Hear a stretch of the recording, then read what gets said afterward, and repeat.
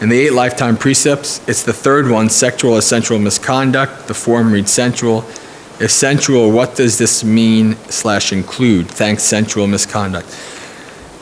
The word can be used as sensual or sexual. I think it's kamesu. Yeah, michachara. Michachara is the misconduct, so kamesu. If you look at like the actual Buddha defining what kamesu michachara is, he talks about it in terms of sexual misconduct. In modern times, that we've seen, people describe sensual misconduct. What I would say sensual misconduct is the abuse of the senses for pleasure seeking, like kind of like a hedonism. Right? Where now, like, when people think of sense restraint, most people think of, when people think of, what's the word? Of letting go, of renunciation, people automatically think of guys or girls in robes.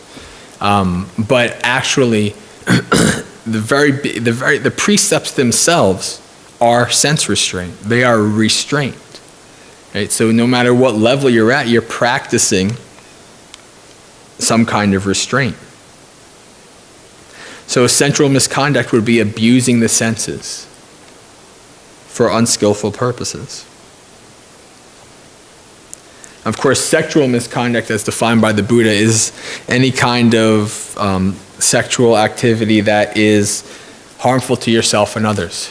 In that regards, he's talking about adultery, talking about sexual activity with like minors or those who are not kind of like adult enough to understand what they're doing. Activity with like monks, priests, nuns, all these kind of things. Activity with people who are engaged. Basically, all of these kind of activities that are harmful to somebody, if not society itself. I mean, if you think about 2,600 years ago, in a small village, what an adultery would do, that would be a pretty big thing. Now we live in cities with 8 million people, so somebody cheating on somebody, that's nothing.